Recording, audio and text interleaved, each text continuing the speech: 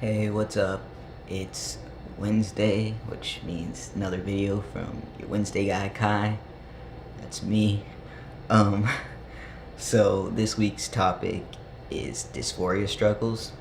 Honestly, since getting top surgery, my dysphoria has been much more manageable than it used to be. There used to be a lot of days when I would just lay in bed all day because I didn't want to put on sports bra. I really didn't wear binders much because my chest was a little bit smaller, but I did wear sports bras, and just wanting to not have to put on a sports bra to go outside was enough to make me upset enough to want to lay in bed all day.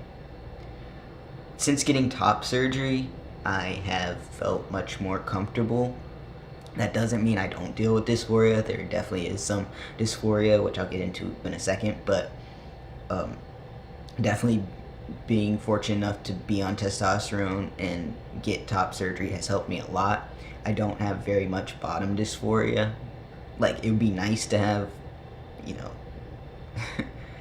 something down there, but I'm in a way comfortable with what is down there.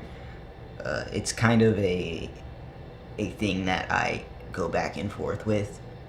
So for the most part, that's pretty manageable, though. Even if I do start getting some feelings about that, some dysphoria towards that, for the most part, my bottom dysphoria is not bad at all. And I'm kind of content with what I have there, just because it works and it's good for fun things, and that's good enough for me. Right now, being on testosterone and being post-op top surgery, the two biggest things that cause me dysphoria right now would be the lack of a bulge down in my crotch area and my height. So I guess the one that's worse is definitely the bulge. And I know that kind of contradicts what I just said about not having much bottom dysphoria. I don't have bottom dysphoria as in what's down there or what's not down there. I have dysphoria for the bulge, like what other people are seeing. Knowing what I have down there is not a problem for me. Really, most, like 99% of the time.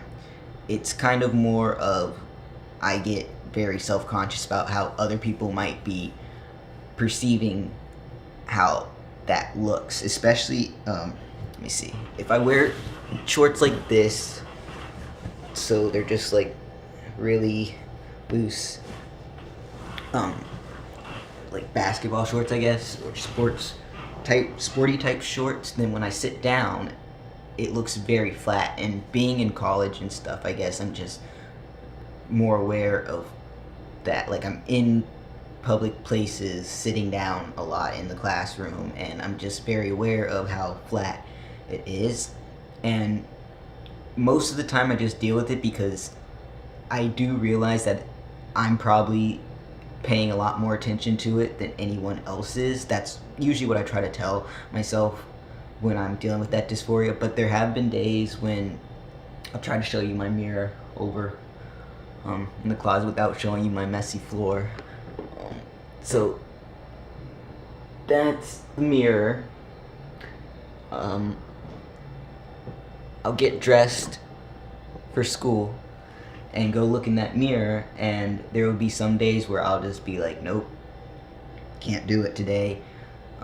There was one day recently, it was like 95 degrees or something. Remember, I'm in Texas, so it gets pretty hot sometimes.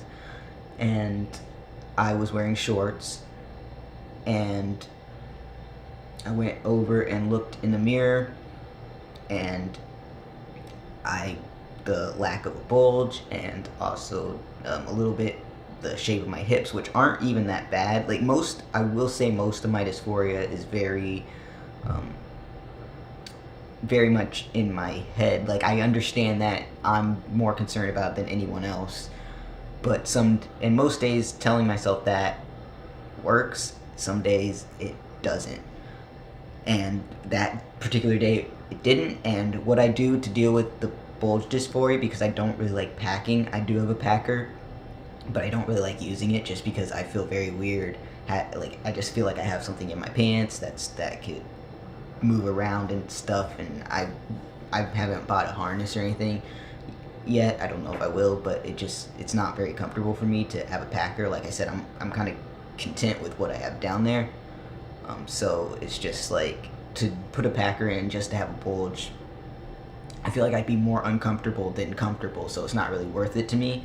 What I do usually to deal with the problem with the lack of the bulge is I'll change to pants that zip up.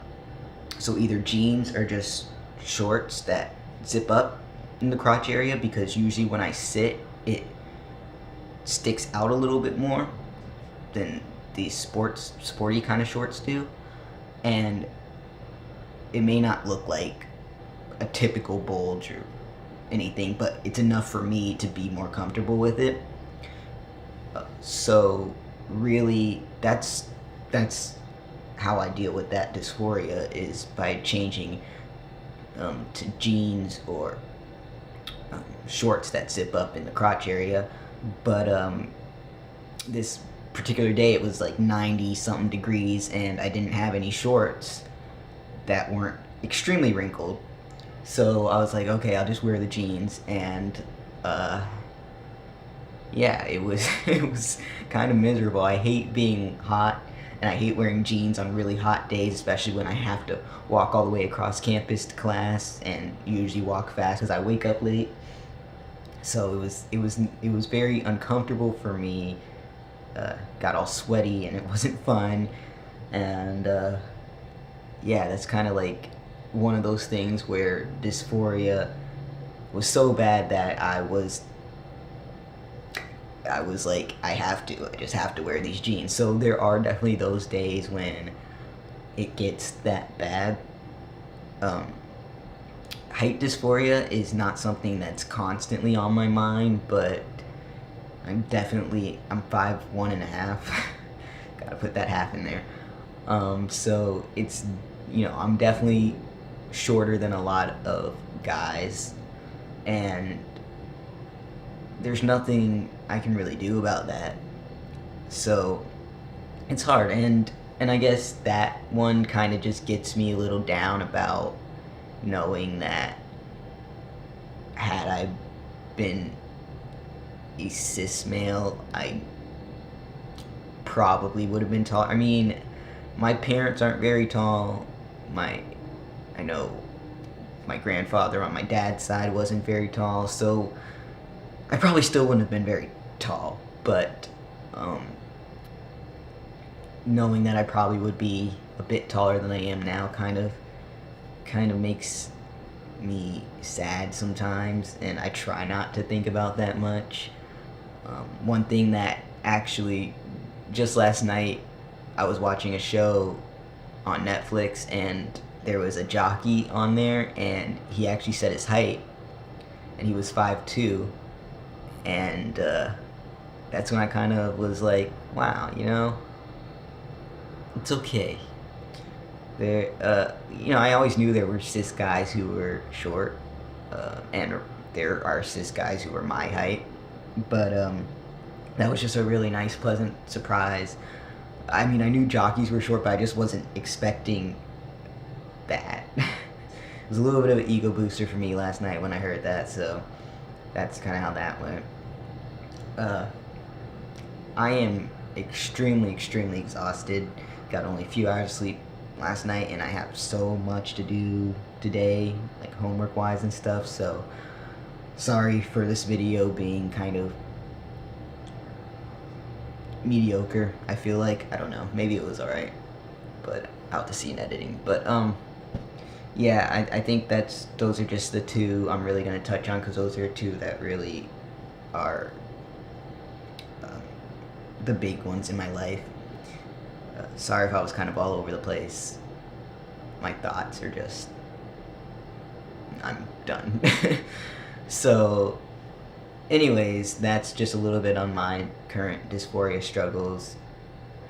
And testosterone top surgery has helped a lot. It doesn't solve everything, but it has helped me a lot with dysphoria. I'm very thankful for the opportunity to be able to transition. Yeah. Alright.